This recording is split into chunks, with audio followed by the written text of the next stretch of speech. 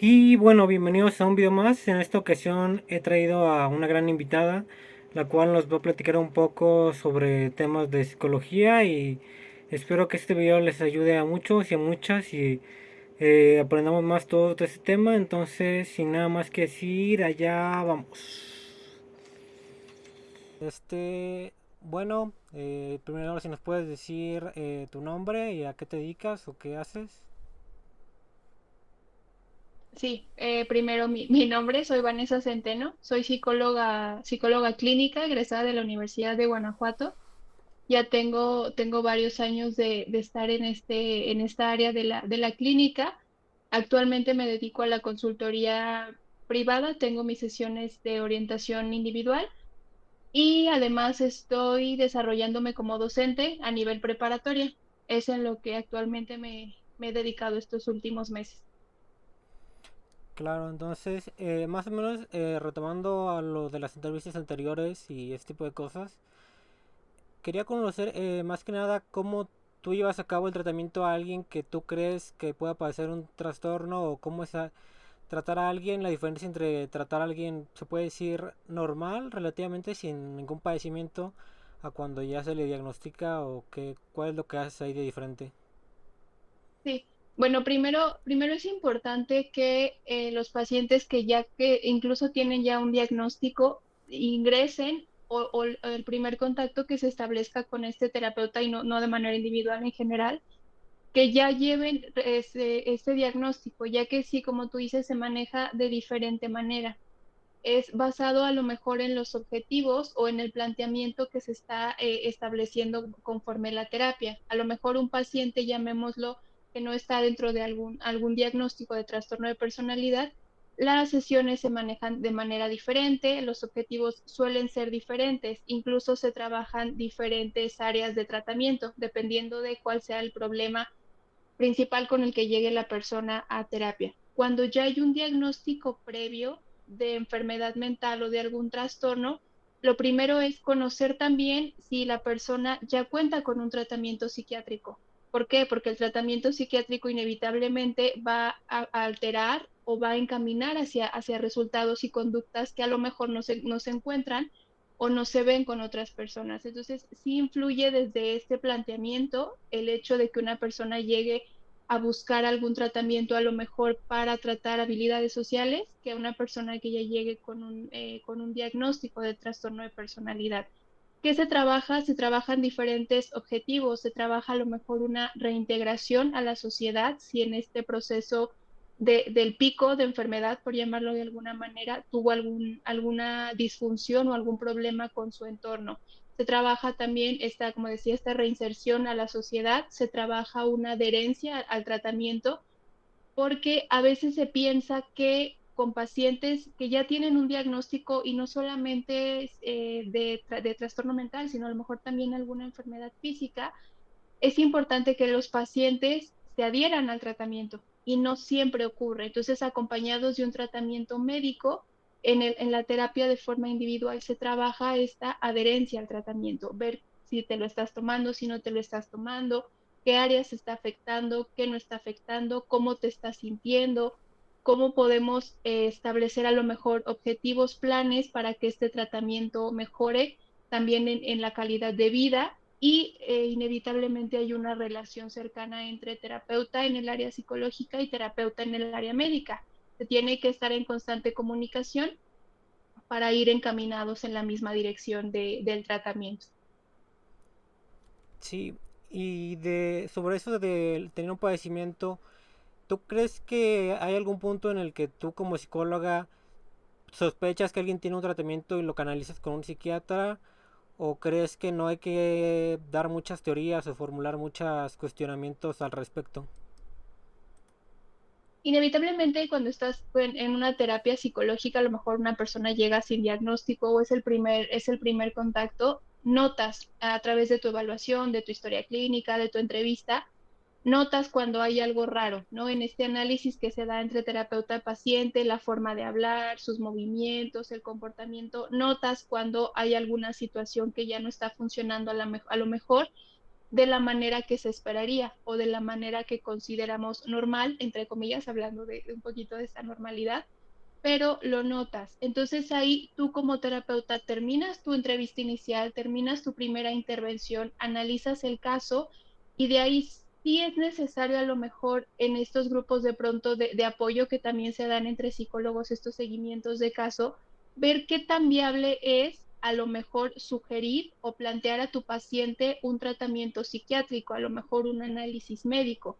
Si ves que la situación ya está siendo más intensa, a lo mejor que está poniendo en peligro la vida del paciente o la vida de alguna persona a su alrededor, entonces sí, inevitablemente haces la intervención y canalizas. Obviamente la forma en decir las cosas pues es una manera asertiva, una manera sin agredir, sin juzgar, simplemente planteándole la posibilidad que puede ser una situación que pues lo va a ayudar más y que le va a permitir a lo mejor seguir con una calidad de vida mejor a la que en ese momento está experimentando o está viviendo. Pero sí notas cuando hay algo raro que sí necesita canalización. Habrá casos urgentes y complicados. Por ejemplo, en alguna situación de ideación suicida o de riesgo suicida, se tiene que intervenir inmediatamente, ¿no? Entonces, sí, ahí es donde tú haces la intervención para canalizar y si es necesario, pues ya canalizar ese tercer nivel de atención y si es necesario establecer vínculos con redes de apoyo que tenga el paciente para permitir que sí se dé este seguimiento y que no se quede nada más en esta sugerencia, que sí haya un seguimiento hacia la canalización que se realizó. Y ahora me surge la duda bueno, es que una invitada que yo traje cambió mucho de psiquiatra, diagnóstico, de ese tipo de cosas. Entonces me surge la duda de si crees tú que en tu experiencia o de otras personas que cambia mucho lo que ve una persona como psicólogo, como psiquiatra en la teoría y a lo que ya se ve en el ambiente real, qué aprenden y qué les funciona o qué crees tú que incluso no les funciona. Sí, es bien curioso porque, bueno, en este aspecto de pronto de que mencionas que cambió constantemente de terapeuta o de psiquiatra, sí pasa mucho y es en general, me parece que en todas las profesiones o en todos los oficios, las personas, pues lógicamente tenemos diferentes perspectivas, diferentes formas de trabajo, diferentes experiencias, entonces va a ser complicado a lo mejor que dos profesionistas te den la misma respuesta o la misma situación. Pueden a lo mejor establecer diagnósticos sí similares. ¿Por qué? Porque como tú dices, hay una teoría, ¿no? Hay libros que te dicen, si tiene esto, si tiene estos síntomas, es esto. Entonces eso difícilmente cambia. Pero que sí va a cambiar a lo mejor un poco el tratamiento o la forma de tratar. Por ejemplo, en el área psicológica, eh, pues hay diferentes perspectivas y diferentes formas de trabajo de los psicólogos. Entonces, habrá psicólogos que trabajen a lo mejor directamente en el problema, atacar la situación problemática como una terapia cognitivo-conductual o a lo mejor una terapia de psicoanálisis en el que nos vamos a remontar a tiempos pasados de la persona, ir experimentando, ¿no? Entonces, al igual que en el área psicológica, pues en el área psiquiátrica los doctores o los psiquiatras se enfocarán en diferentes formas de trabajo y eso puede hacer de pronto que nos confundamos un poquito entre pues que tengo, que no tengo. Ahora, ¿qué se ve diferente respondiendo a tu pregunta o cómo se vive la experiencia desde ser estudiante hasta ya ser egresado o ya estar trabajando en el área clínica? Es completamente diferente y me parece que la importancia de la actualización, las actualizaciones constantes, el estudio constante apoya muchísimo esta parte. Cuando estás estudiando, pues obviamente todo te lo dan de manera teórica. Si tienes prácticas, en mi caso, mis prácticas empezaron relativamente joven mi carrera, a partir del cuarto, quinto semestre ya empiezas con estas prácticas, pero siempre apoyado pues por alguien que te supervisa y son casos a lo mejor hasta cierto sencillos, no por demeritar ni por haciéndolo de forma peyorativa, pero sí a lo mejor son casos que no llevan tanta complejidad. Pero de pronto, no sé, en una situación de crisis o de una crisis de ansiedad, pues la teoría te dice, ¿no? Acércate primero y dile que respire, se me ocurre. Pero ya estando frente al paciente, pues ¿qué pasa si eso no sirve? ¿No? O sea, es como ya hice todo lo que decía en el manual y entonces no sirve. Y nunca me dijeron qué hiciera después de esto, qué hacía si mi paciente no me respondía conforme lo que yo creí que tenía que hacer en este momento. Entonces, sí cambia de pronto, aparecen pacientes con problemáticas o con situaciones que no pensabas que había o que no esperabas que pasaran. Entonces, ¿qué se sugiere o cómo puedes intervenir a partir de ahí? Si llevas una formación que te permite a lo mejor establecer ciertos comportamientos, establecer estas áreas del desarrollo, estas conductas o este tipo de situaciones a lo mejor que se espera. Y cuando salen de esta normalidad, hablándolo otra vez entre comillas, pues es cuando identificas que hay algún problema o que hay algo que por ahí se puede indagar. Sí es complicado, pero ¿qué se sugiere aquí? A lo mejor, pues seguir preparándote, seguir estudiando. A mí, desde mi particular caso, cuando veo situaciones a lo mejor que en la carrera no me dijeron que podían pasar o situaciones a lo mejor que en lo teórico no pude revisar o no se me brindó, pues investigar, ¿no? Formas de estrategias, intervenciones, cómo abordarlo, cómo manejarlo, buscar cursos, buscar actualizaciones basados en esa problemática que me permite ampliar mi conocimiento y pues ayudar de manera más específica a mi paciente en ese momento. Sí te prepara la universidad y me parece que no solamente en el área de psicología, sino que sí te prepara la universidad, pero sí es constante la actualización. Incluso me llegó a pasar que cuando yo estaba estudiando, pues nos dijeron acerca de cierto examen del estado mental que se tenía que hacer a las personas. Entonces, cuando salgo, pues me encuentro con que ya había cambiado la forma de establecer este examen del estado mental. Entonces, sí te quedas como, híjole, pues necesito actualizarme y necesito ver ahora qué se hace, qué no se hace, cómo se acomodan las cosas, pues para no quedarte y para poder seguir ayudando de la mejor manera a tus pacientes. Entonces, ¿tú crees que haya, me refiero a hay un sesgo, suponiendo que es una persona ayudando a otra persona, que tenga su propio sesgo, como puede ser cultural o de creencia, o sea, que haya ciertos psicólogos que ayuden a las personas, pero tengan este sesgo de que a lo mejor no está bien que lo haga, que le diga que haga esto porque Dios está mal, o a lo mejor tal cosa que hizo de emborracharse, consumir sustancias, ese tipo de cosas que lo considera, o en general cualquier sesgo. ¿Crees que haya un sesgo de muy grande o que afecte de cierta forma al paciente? Híjole, yo creo, mira, inevitablemente dentro de un proceso terapéutico, lógicamente un psicólogo es una persona y una persona no deja de ser persona, ¿no? Entonces, por muy deconstruido que estés, por mucho conocimiento que tengas, por mucha lectura, inevitablemente, como tú dices, tienes sesgos, tienes juicios, tienes dificultades tú mismo, ¿no? Incluso se recomienda, es necesario que un psicólogo esté en proceso terapéutico y que además tenga seguimientos y supervisiones de casos en el que otros psicólogos pues se retroalimentan, ¿no? Dos cabezas, tres cabezas piensan mejor que uno y te permiten ver el panorama desde diferente perspectiva. Sí pasa que tienes tus sesgos, tienes tus juicios, tus creencias, tus ideologías, pero lo ético, lo correcto es que eso no influya en tu proceso terapéutico. A lo mejor para ti, con este ejemplo que ponías, no sé, si me ocurre del alcohol, ¿no? A lo mejor para ti, terapeuta, lo peor que puedes hacer una persona es consumir alcohol, pero no puedes poner primero tus creencias estando al frente de un paciente. Por eso es importante que también vayamos a terapia o que los terapeutas, los psicólogos tengamos un proceso terapéutico. ¿Qué pasa si de pronto tu paciente está viviendo una situación similar a la que tú estás viviendo?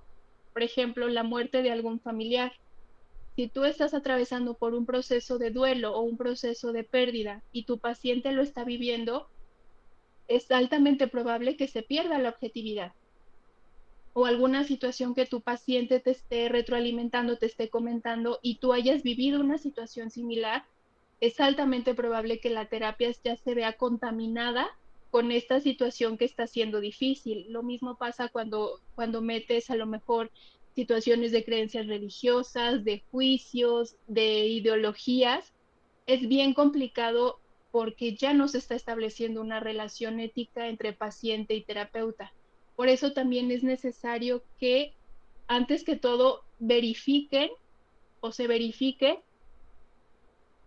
tu terapeuta, si tiene cédula, si es psicólogo, porque actualmente no sé si la palabra correcta se ha contaminado, pero se ha llenado de terapias, me parece que le llaman terapias alternativas, que no necesariamente las personas han estudiado psicología o psicología clínica específicamente y que no están preparados para sobrellevar un proceso terapéutico. Entonces, ahí es donde se puede contaminar más, se puede, pues en vez de ayudar o de contribuir al bienestar de tu paciente, lo estás perjudicando.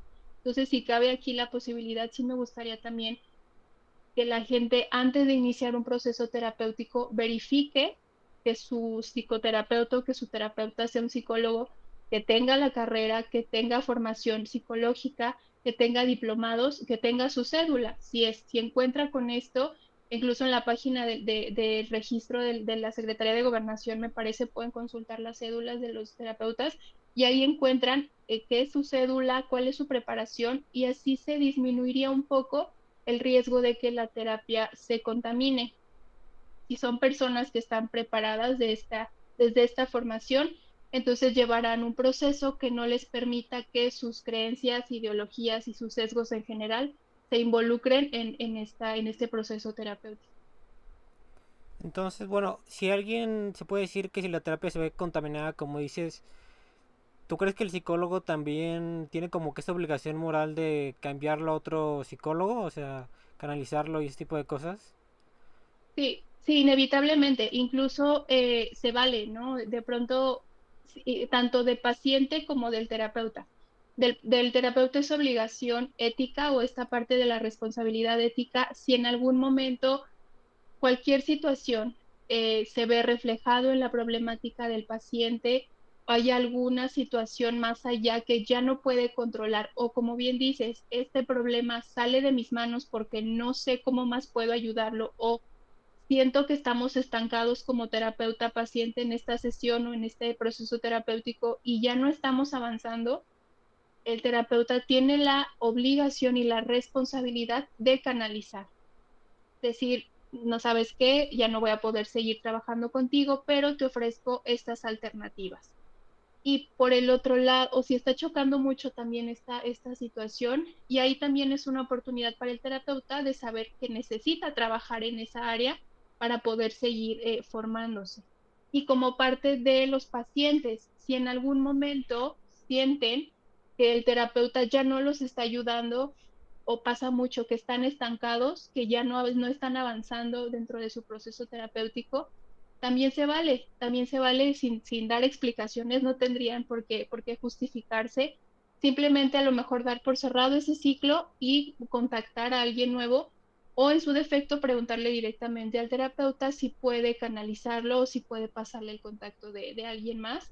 Es posible, incluso yo creo que sería una parte de corresponsabilidad que el paciente diga hasta aquí son mis alcances y puedo pasarlo a otra persona que considero que contribuirá más hacia su desarrollo.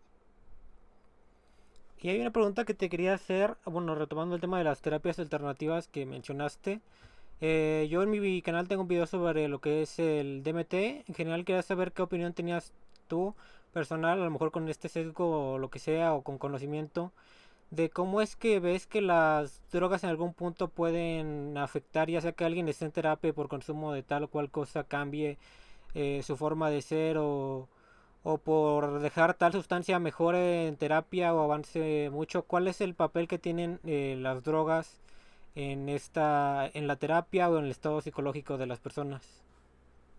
Sí, depende mucho el estado justo en el que se encuentren, ¿no? Si ya estamos hablando de un estado de dependencia o de un estado ya de una adicción, hablando de, eh, considerando que pues droga es toda aquella sustancia que entra al cuerpo y modifica el funcionamiento normal. Si estamos hablando a lo mejor de drogas ilícitas y es una situación que ya está generando problema, será primero necesario a lo mejor trabajar sobre eh, la disminución del consumo antes de empezar a trabajar un proceso terapéutico encaminado hacia otra área. ¿Por qué? Porque inevitablemente afecta, inevitablemente cambia el comportamiento. Entonces, sí va a ser complicado y se va a ver como cierto vicio y la palabra que usabas hace rato y cierto sesgo sobre lo que se tiene que trabajar y la percepción que está teniendo la persona, porque claramente va a seguir habiendo este diferencia y este efecto que surte o que está teniendo la droga. Y en el punto más alto de alguna droga, me parece que es algo complejo que las personas acudan a terapia, hablando de drogas ilícitas. En cuanto a las drogas con medicamentos o este tipo de, pues sí, medicamentos que son recetados para trastornos mentales o algún tipo de trastorno, como al ser controlados, la dosis permite que las personas puedan seguir llevando una vida normal dentro de lo que cabe. Entonces, ahí sí es importante el proceso terapéutico para seguir estableciendo un avance en el progreso de mejora de la persona que comparte y conlleva a la par su proceso psicoterapéutico y su proceso psiquiátrico, y además de que en el proceso terapéutico se puede llevar a cabo este seguimiento y adherencia al tratamiento. Y si son tratamientos que afecten considerablemente la calidad del sueño o que generen, por ejemplo, los tratamientos antidepresivos generan efectos secundarios. Entonces, parte del proceso terapéutico también puede ser a lo mejor para aprender a sobrellevar y canalizar estos efectos secundarios que está generando la sustancia en el cuerpo. Bueno, y aquí yo tengo, bueno, hay mucho debate de drogas buenas y drogas malas. Me surge la duda de si hay un manual que te diga cuándo debes intervenir, cuándo debes hacer que deje eso. O sea, por ejemplo, ¿qué diferencia de que una persona se tome su botella de whisky una vez al mes a que alguien se inyecte heroína, por así decirlo? Respecto a drogas, drogas buenas y malas, ahí me parece que dependerá de la situación, de la perspectiva y del grado de, pues de cada persona, ¿no? No sé cuáles sean buenas, cuáles sean malas, necesitaría hacer como un análisis la persona, ¿no? De más allá de si es bueno, si es malo, qué efectos está generando en su cuerpo y qué le está llevando a tomar esta decisión de estar consumiendo. Cuando a lo mejor cuando se convierte en un problema el uso de sustancia. Toda sustancia, toda droga, como te decía hace un momento, que ingresa a nuestro cuerpo genera un cambio y ese cambio pues se da a nivel físico y a nivel cognitivo. Cuando se convierte en un problema, todas las sustancias, hablando específicamente de drogas, generan en nuestro cuerpo dependencia y tolerancia. Cuando una persona inicia en el consumo de cualquier droga, vamos a poner de ejemplo el alcohol, conforme se mantenga el consumo, la persona va a necesitar de más dosis para volver a tener el efecto que tuvo en un principio. A lo mejor se me ocurre un adolescente que está tomando por primera vez alcohol. A lo mejor esta primera vez que toma alcohol, pues una botella de cerveza lo emborracha, una solamente. Entonces, ya con esa botella de cerveza tuvo los efectos que conlleva el alcohol. Pero tal vez la segunda ocasión, una botella de cerveza no va a lograr los efectos que tuvo con la primera, porque ya una botella de cerveza ya no conlleva el efecto de sentirse tomado. A lo mejor necesita pues ya dos. Entonces ya se tomó dos y ya está teniendo los efectos. Consecutivamente, cada vez va a necesitar más alcohol para lograr tener efectos que le otorga el alcohol, y así con cualquier droga. La primera vez que consuma cualquier tipo de droga, los efectos van a llegar con una dosis baja. Conforme se siga presentando el uso de la droga, va a necesitar mayor dosis para lograr tener ese efecto. A esto se le llama tolerancia. Tu cuerpo genera tolerancia a cualquier droga. Donde conlleva un problema cuando el uso de esta droga ya se ve, eh, repercute en el contexto de la persona, generándole problemas a nivel familiar, laboral, mental, etcétera.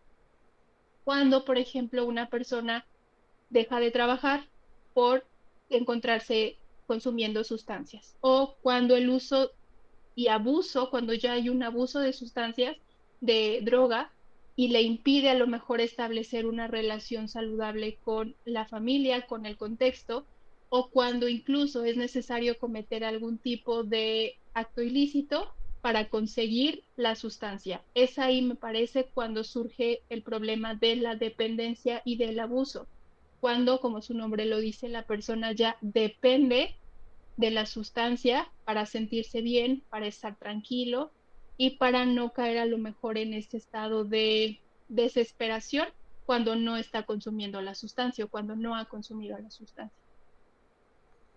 Bueno, entonces esto me lo imagino en un caso, bueno, de una persona que sea demasiado honesta, pero en el caso de alguien que, por ejemplo, no le diga este tipo de cosas al psicólogo, ¿hay alguna forma de que el psicólogo, ya sea que se haga sus teorías o de plano no pueda hacer ninguna teoría, entonces a lo que le diga el paciente, cómo es ese descubrir lo que dicen aunque no lo digan, o cómo es intentar ayudar de cierta forma y determinar la gravedad de la persona?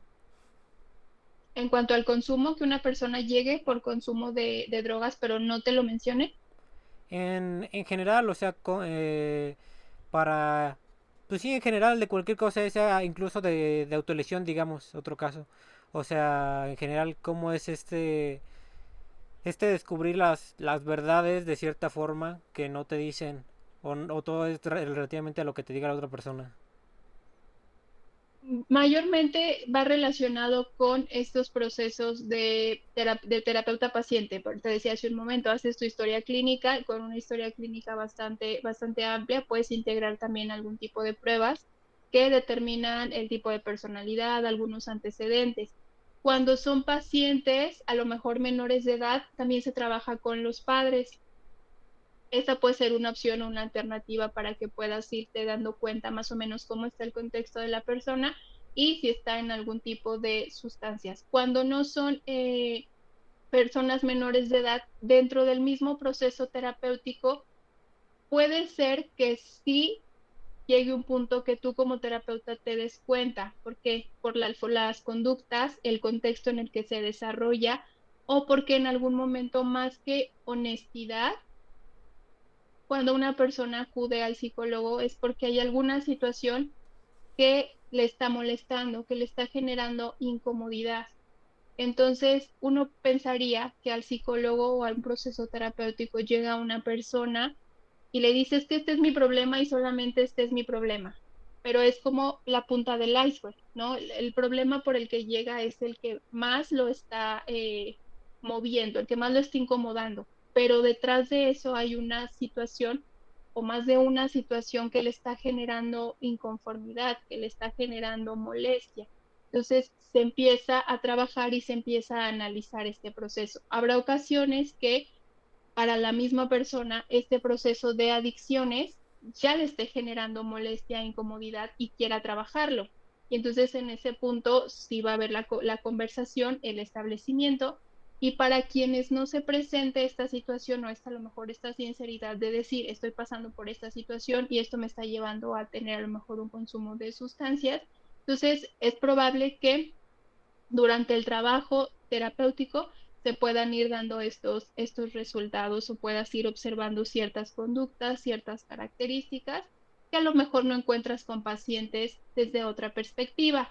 Ahora, las personas que trabajan específicamente con pacientes con problemas de adicciones, también ya es sencillo relativamente identificar cuando una persona está consumiendo algún tipo de sustancia. Y te quería preguntar del tema de...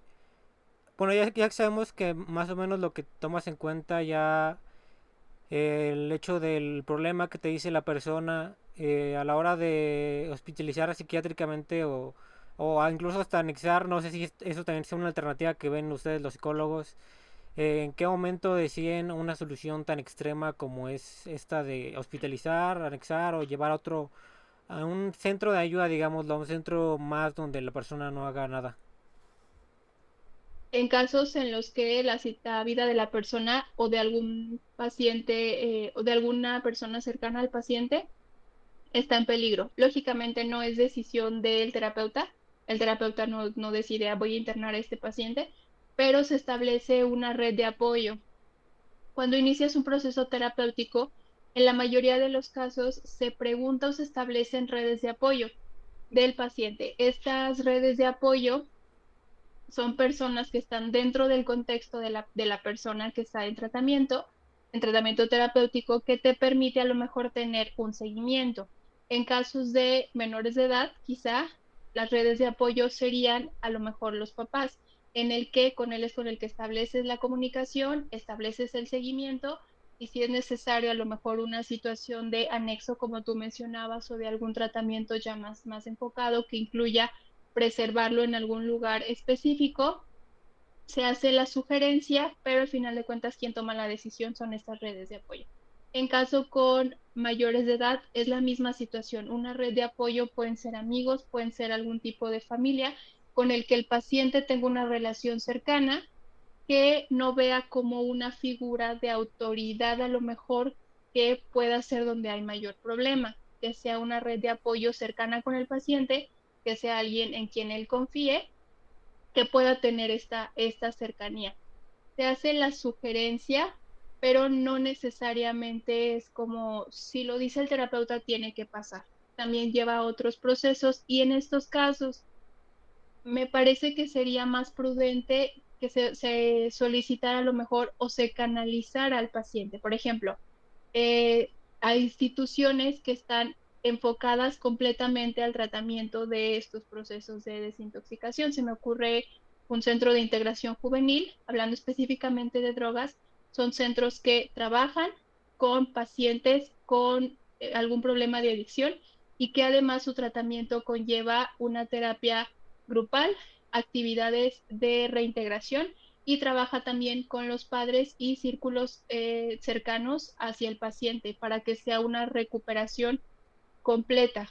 Es importante también que si el terapeuta considera que necesita una opción o una opinión más allá, sí se canalice a estos centros de ayuda que permiten a lo mejor una terapia más completa y más especializada en el área que está teniendo problemas el paciente. Y bueno, viendo más desde las cosas simples que tú dices que uno va al psicólogo cuando tiene pues ya un problema, una molestia. ¿Tú cuándo crees que alguien ya debería ir? O sea, ¿cuándo es necesario empezar a buscar ayuda o ese tipo de cosas? Bueno, desde siendo a lo mejor un poco más general, me parece que las personas, en medida de lo posible, en algún momento de nuestra vida necesitamos o es necesario un proceso terapéutico. En general, podremos decir, es que yo estoy perfecta, yo me siento bien, no necesito un psicólogo, pero al momento de llegar, sí hay alguna situación que se tenga que trabajar, algún problema actual, algún problema pasado, alguna situación que se trabaje. Eso por un lado. Es complicado que eso pase porque generalmente se busca ya la ayuda desde otra perspectiva, pero cuando acercarse, cuando hay una situación a nivel general o en alguna de las áreas de la persona en el que ya no se siente a gusto con lo que está pasando. Si nosotros nos ampliamos un poquito, me gustaría hablar rápidamente sobre esta parte de la salud, hablando de salud en general, que es este estado de bienestar. Cuando hay alguna molestia a nivel física, algún dolor, algún inconveniente, pues acudimos a esta parte médica. Hablando de salud en general, tenemos que hablar también de salud mental. Cuando identificamos que hay algún problema a nivel emocional, a nivel psicológico, a nivel social, alguna deficiencia, alguna situación que ya me está generando incomodidad o que no me está permitiendo estar en ese estado de tranquilidad, cuando hay algo que como que me preocupa, como que me siento bien, pero no me deja este pensamiento, o hay algo que me está doliendo de manera emocional, si me está costando trabajo expresar mis emociones, si estoy teniendo problemas, a lo mejor, no sé, arranques de ira, si estoy sintiéndome muy agobiado, si estoy teniendo problemas constantes con mi familia, con mi pareja, me parece que es ahí un buen momento para empezar un proceso terapéutico. ¿Y existe este como estabilidad emocional? ¿Eso de verdad existe, o sea, porque médicamente pues uno está bien físicamente cuando no tiene gripa, no tiene lesiones, no tiene ciertas cosas. En la salud mental sí hay un estado en el que puedas estar, se puede decir, con estabilidad. Sí, un estado de tranquilidad a lo mejor. Entiendo que habrá situaciones que están fuera de nuestras manos, ¿no? Es bien complicado que el contexto o que las alternativas o que las situaciones contextuales puedan a lo mejor darnos toda la tranquilidad y seguridad que nosotros necesitamos, porque hay situaciones que están fuera de nuestras manos, tanto como personas como terapeuta, ¿no? Habrá situaciones que tú no puedes contribuir más allá a tu paciente. Se me ocurre alguna persona que acuda a terapia por un estado se encuentra en un estado depresivo porque no encuentra trabajo, le está costando trabajo encontrar trabajo, valga la redundancia. Si bien tú como terapeuta no le puedes solucionar esta parte, ¿no? De encontrar trabajo, no le puedes dar un trabajo. Y las condiciones contextuales, pues está complicado que a la persona se le ofrezca esta posibilidad de encontrar trabajo. Pero ¿qué sí se puede hacer? Se puede trabajar para desarrollar en el paciente herramientas a lo mejor para aprender a regular sus emociones en estos estados en los que aparece la frustración, aparece la desesperación. Alternativas para quizá ver desde una perspectiva diferente, si se está sintiendo estancada la persona, a lo mejor a través de este proceso terapéutico, ayudarle a que pueda ampliar su panorama y ver que existen otras alternativas, que este estado de estancamiento a lo mejor es temporal y que pueda ver la perspectiva desde otro ambiente. Un estado completo de bienestar me parece bastante complejo en general, ¿no? Siempre habrá alguna situación que por ahí nos genere incomodidad, que nos genere disgusto, pero sí se puede establecer un trabajo para que ese disgusto, esa incomodidad no nos afecte más de lo debido y podamos tener esta tranquilidad. Por eso te decía, es necesario a veces estar en constante proceso terapéutico para que se puedan ir trabajando de a poco todas estas situaciones que de pronto nos conllevan a sentirnos un tanto intranquilos o preocupados. ¿Y tú crees que hay algún, bueno, hay algún tiempo para que uno se dé cuenta si un psicólogo se puede decir que es como que el indicado? O sea, por ejemplo, a un mes que no progreso, 2 meses que no progreso, o crees que la persona ya en algún momento es algo que vas a darte cuenta luego, luego que tienes que cambiar de psicólogo, por decirlo de alguna forma. Y sí, sí puede haber tiempo porque depende también mucho la forma de trabajar de cada terapeuta. Habrá terapias que son terapias breves, que 7, 8 sesiones y el paciente se da de alta. Habrá procesos terapéuticos que son más largos, como un psicoanálisis quizá, en el que pueden pasar incluso años en este proceso terapéutico, ¿no?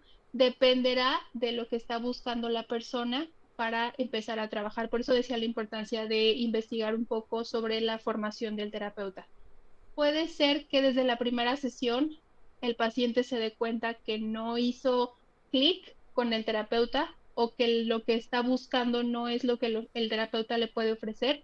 Por eso es bien importante también que en la primera sesión que se establece este contacto, el paciente también pregunte, oye, ¿cuál es tu forma de trabajar? Oye, más o menos cuántas sesiones, cómo vamos a estar trabajando.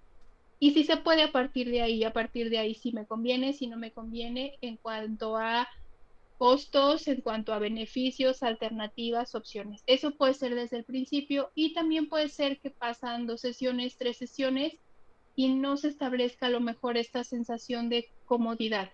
Estamos hablando que un proceso terapéutico es hablar de cosas que no se hablan con todo el mundo, ¿no? Es un proceso a lo mejor un tanto de intimidad en el que son situaciones muy específicas, son situaciones dolorosas, situaciones que no se comparten. Entonces, te tienes que sentir cómodo en este proceso para poder lograr los objetivos y poder lograr este avance. Entonces, si 2, 3 sesiones y no te sientes cómodo y sientes que no están avanzando o que a lo mejor en algún momento de parte del terapeuta hubo alguna pregunta, algún cuestionamiento que te hizo sentir juzgado, que te hizo sentir incómodo, tienes todo el derecho de comentar la situación y de buscar a lo mejor algún terapeuta que te ayude más o que vaya más encaminado hacia los objetivos y planteamientos que te gustaría trabajar en el proceso terapéutico. Y bueno, me habéis dicho que hay cosas que se van cambiando, que se van quitando y así. ¿Tú crees que hay, no sé si esas serían red flags, pero como cosas que a la fecha ves que se están usando y ya no, y pues no son como que lo más óptimo o este tipo de cosas? En cuanto a que use el terapeuta, Sí, en respecto. ¿sí? Podría ser, yo creo que dependería de cada persona, pero sí sería lo primero la confidencialidad, saber pues asegurarnos de que, o que el terapeuta no está hablando con nombres y especificaciones de algún otro paciente, que tenga, como mencioné hace un momento, que tenga a lo mejor una formación en casos de psicología, que tenga una formación psicológica, y ya dentro de la terapia a lo mejor si te sientes juzgado, si hace algún juicio de valor, si te da algún consejo. Quiero abordar aquí ya rápido esto, pero sí me parece importante que de pronto quizá uno de los mitos de la psicología es que el terapeuta o el psicólogo te da consejos. Un psicólogo no da consejos. Un psicólogo te permite que tú puedas analizar el contexto, que veas la situación a lo mejor de una forma más objetiva, más clara, y te ofrece el abanico de posibilidades o las alternativas a través de tus posibilidades, tus opciones, las observaciones que ha estado realizando durante todo este proceso. A lo mejor si en algún momento el psicólogo te dice, es que deberías hacer esto, o es que yo te sugiero que hagas esto, podría ser una red flag. ¿Por qué? Porque el psicólogo no te puede decir qué hacer, te ofrece las alternativas, te muestra a lo mejor la perspectiva desde otro punto de vista, pero tú eres quien elige qué hacer. Me parece que serían como eso las principales situaciones en las que sí valdría la pena reconsiderar estar en el proceso terapéutico con ese psicólogo o con ese terapeuta en particular. Y para alguien que nunca ha ido de cierta forma a un psicólogo, ¿qué es lo que puede esperar? Que, o sea, ya sea, no sé si digas, pues avanzar mucho la primera sesión o avanzar casi nada. ¿Qué es lo que se vendría esperando que pase con el paciente de cierta forma? Las primeras sesiones son una sesión de evaluación en el que hay una entrevista para conocer antecedentes, problemáticas, el contexto, situación específica del paciente. Es muy complicado que las primeras sesiones veas un avance porque son sesiones de evaluación. Sí puede haber a lo mejor que se toquen ciertos temas y esta retroalimentación que te está dando el terapeuta te sirva, pero sí quizá un poquito es ser pacientes y esperar a que las sesiones se vayan como estableciendo, acomodando para ya empezar a ver si hay algún avance. Ahora, habrá ocasiones que las sesiones sean bastante positivas, por llamarlo de alguna manera, y salgas sintiéndote más tranquilo, más contento, como más ligero. Y por el contrario, habrá sesiones que sean muy complejas, que sean muy confrontativas, de hablar de cosas dolorosas, de situaciones que a lo mejor no queremos recordar. Y esto también es parte del proceso terapéutico. No siempre va a ser cómodo, pero sí es parte de tener esta disposición del paciente también de trabajar y de si en algún momento se deja alguna tarea, alguna actividad extra que se deje de parte del terapeuta, poder realizarla para que el proceso siga avanzando. En un proceso terapéutico, la mayor parte del trabajo la lleva el paciente, porque es el que hace grandes todas estas actividades y estas herramientas que se han estado brindando durante el proceso terapéutico. Y hay, bueno, ¿tú conoces instrumentos, se puede decir, por psicólogos que estén como que desarrollándose nuevos o ese tipo de cosas? Y también justo aquí en otra pregunta, y me dio curiosidad de lo de hablando de técnicas que ya no se usan, lo de el famoso árbol de manzanas o hacer dibujitos, ese todavía sigue usando a la fecha, ¿es correcto o no es correcto? Eh, Híjole, aquí me puedo meter en problemas con, con personas, pero lo que pasa es que todo este tipo de evaluaciones en las que se realizan dibujos son pruebas, se llama pruebas proyectivas, en el que en teoría la persona se proyecta en estos dibujos, entonces se presta para interpretación. Si es correcto o no es correcto dependerá de la formación de cada terapeuta, pero sí me parece importante que al aplicar alguna prueba, la que sea, tenga validez o no tenga validez, que se complemente con más evidencia. No podemos tener el diagnóstico o tener pues sí, un diagnóstico de una persona solo por un árbol, ¿no? Que dibuje un árbol, pues es bastante complicado sacar el diagnóstico a través de eso. Que si se recomienda, puedes aplicar el dibujo, puedes aplicar ciertas pruebas proyectivas, pero corroborar con lo demás, con una entrevista, con una historia clínica, con alguna otra prueba que te va a permitir, ya que lo tengas todo reunido, ver qué sí concuerda, qué no concuerda, qué te sirve, qué no te sirve. Pero pues en general, ¿no? Quedarnos solamente con una cosa para ver el estado o la situación de una persona, pues me parece bastante complejo y permite muchos sesgos y equivocaciones. Pero dependerá también mucho de la formación y la forma en que trabaje el paciente. Hay quienes aplican pruebas, hay quienes no aplican pruebas, entonces ya dependerá de cada paciente y de cada terapeuta también. Sí, y bueno, la primera pregunta era, ¿crees que hay técnicas nuevas o poco conocidas que se están probando de cierta forma? Sí, y también me parece que varían mucho dependiendo del terapeuta. Habrá ya estrategias o técnicas que son como las generales y ya cada terapeuta la va adaptando a cómo le sirve o cómo le funciona mejor. Si le sirve, habrá técnicas que a algún paciente le sirvan y que a otro no le sirvan y que a lo mejor hay que adaptarlas. Por ejemplo, hablando de temas de ansiedad y sí, de ansiedad mayormente. Con los adultos, por ejemplo, se trabajan técnicas de relajación y respiración muy específicas en el que pues vas relajando cada uno de los músculos y adaptarlas, las tienes inevitablemente que adaptar con un niño para que sea algo más llamativo, que le sirva, que se integre y que no sea solamente estar sentado con los ojos cerrados escuchando la voz de alguien más. Entonces se va como adaptando dependiendo del terapeuta y de la población con el que estés trabajando. Habrá técnicas que funcionen y habrá técnicas que no funcionen, pero también depende mucho de la forma de trabajo del terapeuta. ¿Y crees que, bueno, yendo directamente al tema de los trastornos, por decirlo de alguna manera, crees que hay como que muchos mitos que no son mitos o qué mitos conoces tú que pues no son mitos al respecto? De los trastornos mentales, pues, híjole, ahorita se me vienen pocos a la cabeza, pero pues el típico de los locos, ¿no? O sea, que los locos, toda persona que actúa diferente a lo que está normalizado o esperado, pues ya está loco, ¿no? Si alguien se viste diferente a lo que está normalizado, también es extraño y empezamos a catalogar como este punto de vista. ¿Qué otro trastorno? De pronto una persona que no se lleva, a lo mejor o no le es fácil socializar o no le gusta socializar, no, pues es que es antisocial, ¿no? Más que a lo mejor mitos, sí me gustaría como establecer estas diferencias en las que solemos utilizar nombres de trastornos o estados afectivos como cosas cotidianas. Un día una persona está triste o tiene un estado un poco bajo de ánimo, es que tiene depresión, es que estás deprimido, es que está loco, y un trastorno mental va más allá, ¿no? Un estado depresivo va más allá de estar un día triste.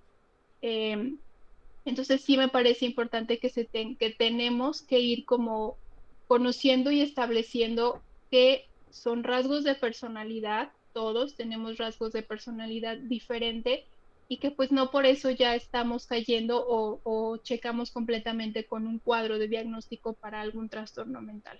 Los trastornos mentales son más complejos, llevan más elementos que solamente una persona a quien le cuesta trabajo socializar o una persona que quizás se viste diferente a lo que normalmente nos podemos encontrar, una persona que actúa diferente no necesariamente encaja con algún tipo de trastorno mental o trastorno de la personalidad. Y bueno, un invitado anterior que tuve, que era de Argentina, me contó que él fue hasta los 20 y algo de años por diagnóstico de TOC. Entonces me surge la pregunta, ¿tú crees que hay, o sea, qué puede ser lo que hace que ciertas personas no estén yendo o no vayan? Y a los que sí van, ¿qué crees que es lo que los motiva? ¿Qué es lo que está haciendo bien la sociedad de cierta forma para que esas personas vayan, pero que le está faltando para que otros no estén yendo? Quizá la desinformación un poco, estas ideas de pronto de que si no lo veo, no existe, ¿no? Pasa igual con algún tratamiento médico, alguna situación que solemos normalizar. Uno, esa parte, a lo mejor situaciones que claramente nosotros sabemos que no están bien, pero que dejamos ahí un ratito guardadas en el cajón, porque si no, como digo, porque si no la veo, pues no existe y lo postergo ahí, ¿no? Todos en algún momento a lo mejor identificamos ciertas dolencias a nivel físico y no vamos inmediatamente al doctor, lo dejamos ahí un poquito, ya sea por miedo a lo que nos pueden decir, por desconocimiento, por no saber con quién acudir. Eso puede ser por un lado y también me parece que otra de las razones puede ser que es complicado recibir un diagnóstico. ¿Por qué? Porque quizá de alguna manera nos etiqueta. Si bien nos sirve para empezar a trabajar sobre ese diagnóstico, sí es complicado el hecho de que te digan, cubres o cumples con los requisitos para el trastorno obsesivo compulsivo o cubres con los requisitos para cualquier otro tipo de diagnóstico. Eso me parece que puede ser algo que lo hace más complejo para poder acudir y el desconocimiento. Hace tiempo atrás incluso se escondían a las personas que eran catalogadas diferentes. Entonces, afortunadamente, que es otra de las preguntas que me decías, que creo que se está trabajando sobre esto, se está haciendo bien, el hecho de visibilizar y normalizar ciertas situaciones. Me viene a la mente quizá un poco en casos de personas o niños dentro del espectro autista. Anteriormente únicamente se veían como pues niños berrinchudos, niños malcriados, niños maleducados, pero no se tenía todo el contexto. Actualmente ya podemos identificar que hay ciertas características que conllevan a los niños a tener estas conductas y entonces empieza a normalizarse y empieza a haber más facilidad también para el acceso a grupos de apoyo, terapias, hospitales que permitan también un trabajo para que la persona pueda mejorar. ¿Y qué crees tú que se puede decir mejorar, ya sea, no sé, en escuelas? O sea, ¿qué propuestas se te ocurre, tío, obviamente con este sesgo, pero qué propuestas se te ocurre para mejorar de cierta forma este clase de ámbito? Uh -huh. A nivel preventivo, quizá también empezar a visibilizar y normalizar todo este tipo de conductas. Es bien complejo, pero tratar de dejar por momentos a un lado el juicio. Si yo veo una persona que actúa diferente a mí, pues eso no es específicamente que esté mal o no esté mal. Entonces, informar me parece una acción preventiva bastante importante, informar sobre lo que se presenta, lo que está pasando, los tipos de problemas, de dificultades, de situaciones que hay para que una vez que se nombre el problema, se empiece a normalizar, empezamos a aprender a convivir con personas diferentes, que el hecho de que sean diferentes no quiere decir que esté mal. Mencionabas, por ejemplo, de las escuelas, me parece que ya en su mayoría las escuelas ya cuentan con un departamento psicopedagógico que ayuda en todo a este prevención y este diagnóstico previo o diagnóstico pronto de algún trastorno, algún problema que tengan los niños. Me parece también la información. Al final de cuentas, la información es de lo más importante para, como decía hace un momento, poder normalizar y que las personas vean que no son las únicas que están pasando por este proceso. Es más sencillo cuando identifico y conozco personas que tienen a lo mejor el mismo problema que yo, que tienen las mismas dificultades que yo y que nos podamos a lo mejor entre todos escuchar, platicar de nuestra situación, porque es más fácil cuando una carga, un problema se reparte entre varias personas, pues nos ayuda a que sea un poquito más llevadero. Y justo yo tengo, bueno, yo he visto por experiencia propia y de otras personas que más que nada algo con lo que se batea muchas veces es con, se puede decir que los papás, no sé qué pueda decirle a algún Ujú. papá o mamá que su hijo va al psicólogo, porque siento que a veces tiene esta idea de que, si mi hijo va es porque yo no hice buen trabajo. ¿Qué es lo que debe tener un papá o una mamá en la cabeza al momento de que su hijo les pide ir al psicólogo, le dicen que su hijo vaya al psicólogo? Disposición, disposición para lo que venga. ¿Por qué? Porque sí es altamente probable que cuando un niño va al psicólogo, pues se trabajen desde diferentes áreas. Y específicamente en el caso de los niños, inevitablemente se va a trabajar con los papás.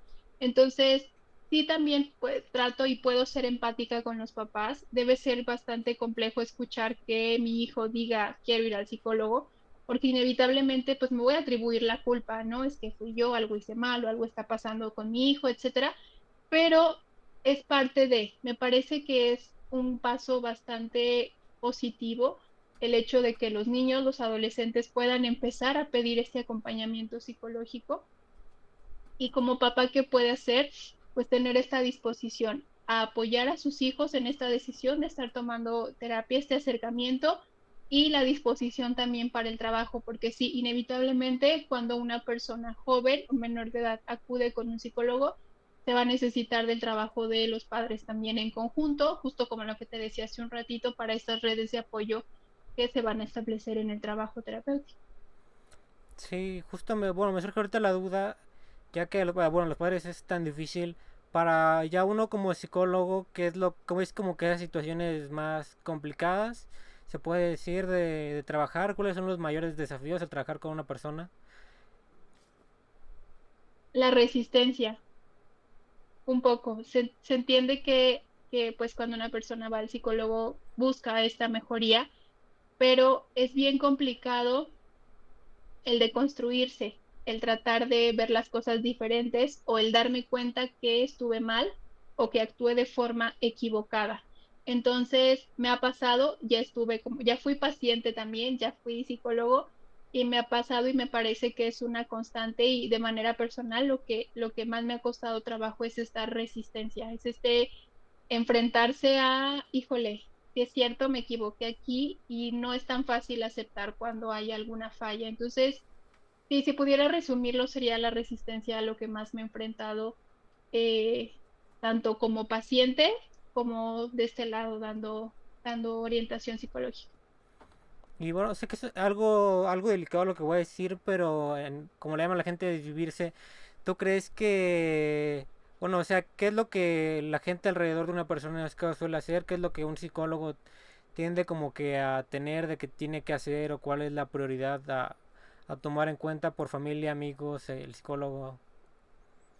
Resguardar la integridad y la vida de la persona. Es lo primero que se tiene que hacer, resguardar la integridad y, como digo, al momento la vida de la persona a través de estas redes de apoyo con las familias, los amigos, con las personas con quienes se esté vinculando.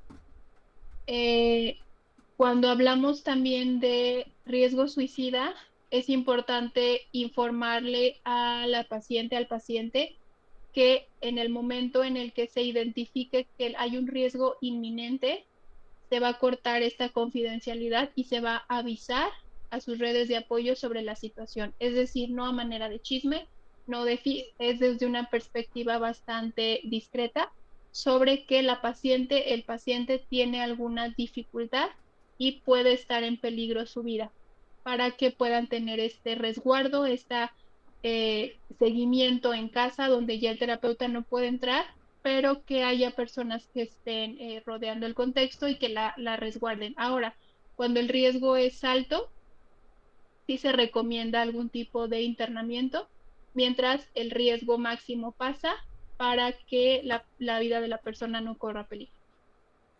Y entonces creo que, bueno, ahorita no se me ocurren muchas más preguntas que te podría hacer.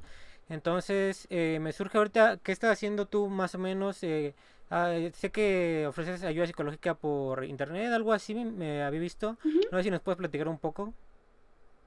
Sí, efectivamente, estoy actualmente, bueno, dentro de mi formación profesional es psicología clínica, ya tengo algunos años trabajando en orientaciones individuales y actualmente también comparto que soy docente a nivel preparatorio, entonces también es una parte por ahí que me llama la atención la docencia.